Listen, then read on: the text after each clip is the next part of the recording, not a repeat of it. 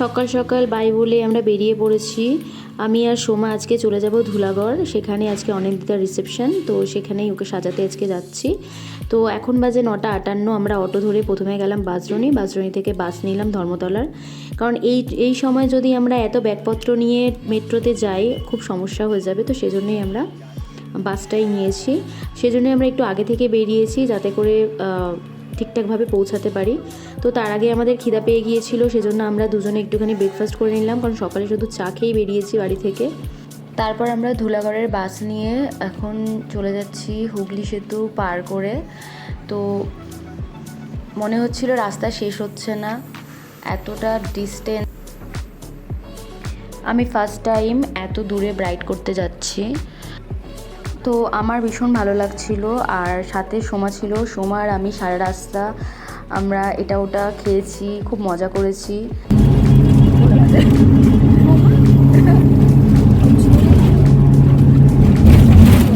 সোমা আমাকে কিছু একটা দেখাচ্ছিল, আমার সত্যি এই মুহূর্তে মনে নেই, কারণ এতটা দিন পর আমি ভিডিওটা এডিট করতে বসেছি, তো আমি সত্যিই ভুলে গেছি।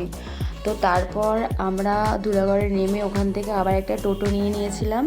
টোটো নিয়ে সাকরাইল স্টেশন, আর ওখানেই আমাদের কে দীপঙ্কর নিতে আসে, মানে অনিন্দিতার হাজব্যান্ড।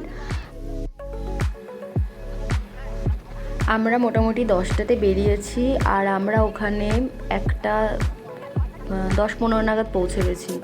তো পুরো জার্নিটাই ভীষণ ভালো ছিল। তবে ধুলাগড়ে প্রচণ্ড ধুলো, যেহেতু ওটা ইন্ডাস্ট্রি এরিয়া। আর আমার এই ব্লগগুলো তোমাদের কেমন লাগছে তোমরা প্লিজ সবাই কমেন্ট করে জানিও।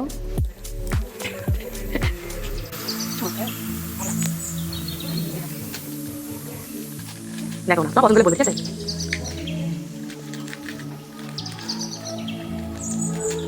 এখানে ডক্টর কাছে পাওয়া যায়।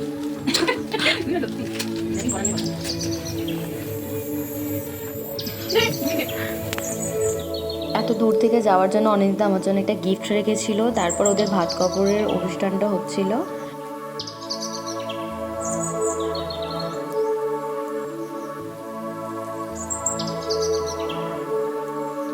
ওদেরকে খেতে দিয়েছে, সাথে আমরাও লাঞ্চটা করে নিলাম আমি আর সোমা। ওখানে অনেক কিছু খাবার ছিল, আমরা দুজন খেয়ে শেষ করতে পারিনি, সত্যি কথা। খাওয়া দাওয়া কমপ্লিট করে আমি আর সোমা লেগে পড়ি আমাদের কাজে, কারণ তখন অলরেডি 3টে বেজে গিয়েছিল, তো সেজন্য। আর এটা ছিল অনিন্দিতার ফাইনাল লুক। ওকে কেমন লাগছে তোমরা অবশ্যই কমেন্টে জানিও। আর তোমাদের যদি ভালো লাগে তাহলে অবশ্যই তোমরা আমাকে তোমাদের স্পেশাল ডেতে বুক করতে পারো। আমার কন্ট্যাক্ট নাম্বার হলো 9836574257। এই নাম্বারে আমায় বুক করতে পারো।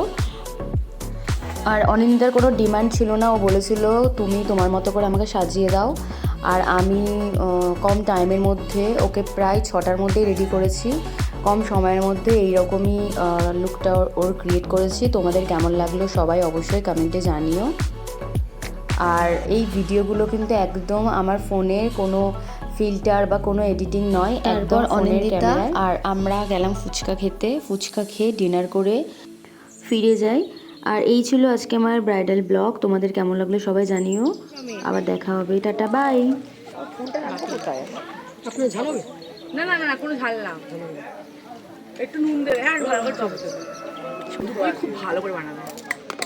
কোনটা বুঝিয়ে কেন দুটো ফুচকা খাবো না? দুটো খাবো কারণ পেট ভরে গেলে আমি তো রাতে খেতে পারবো না ভালো করে।